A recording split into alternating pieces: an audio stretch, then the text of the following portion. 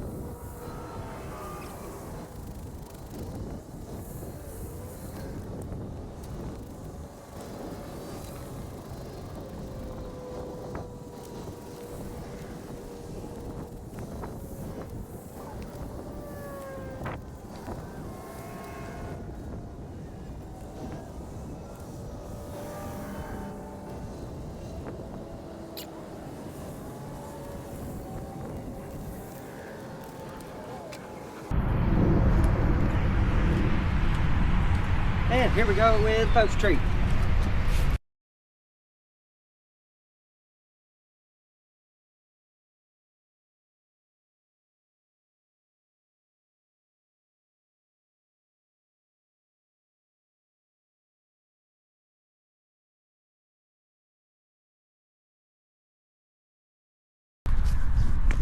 And there we go.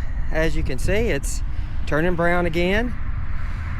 All the stuff that we rinsed off will help start cleaning around the stone, and the post treat will continue on now. This is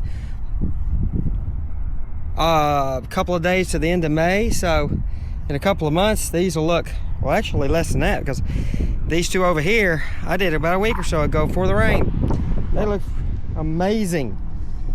And that's only been a few weeks. So a couple of weeks to a month and they'll look amazing with 50% stone cleansed by Absolute Chemical.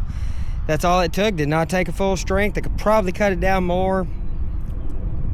1 gallon will do 2 gallons, and I only used, let's see, about a half a cup maybe of chemical, and then diluted 50% with 50% water. So I probably only used 1 cup, less than 1 cup, because I still got some left. I used less than a cup for these 2 stones. Depending on the size of the stone and, you know, the makeup of the stone, and you know, if it's horizontal, there's a lot that I can't touch because these are cemented to the ground. This is did not fall over. This is the way they were placed. So there's a lot that I can't touch. So that does save chemicals. You know, these over here that are standing up will be more. The ones in the back that are tall and stuff, they'll probably take almost a full cup of chemical. So I'll probably use a full cup, scrubbed, pre-treated, scrubbed, rinsed, post-treated. And but all in all, this whole thing wouldn't even take a gallon to do all of these.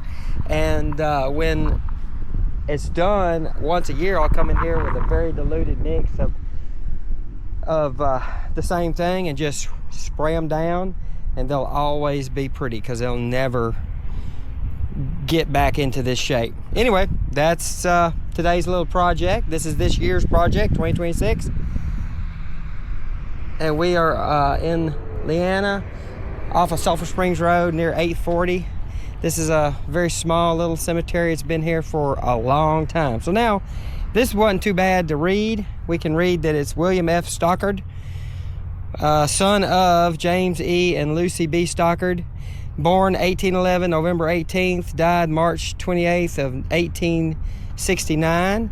And this is the son. That's the father, James E. Stockard Jr. No, wait a sec. Must be another. There are probably 2 sons, because that's a James E. Stockard Jr. And this says son of James E. and Lucy B. Stockard. So this must be 2 sons. And they were born in June 7th of 1851 and died August 1st of 1871. So they're about 10 years apart in age, but died about 2 years apart. And this is a Mary Stockard and a son of W.S. So these are already done right over here. This was born June 7th of 1847, died February 14th of 1872. Even so them also which sleep in Jesus will God bring with him. It's got a cool little saying on it. But anyway, that's where we're at. That's all for the day. And I'm going to upload this, and so that way you got a not only you got a 1 month that I just made, but also you've got these 2 starting, and you get to see these 2 I did a couple of weeks ago. We've had lots of rain. We've had about a week and a half solid of rain, so that definitely helped tremendously.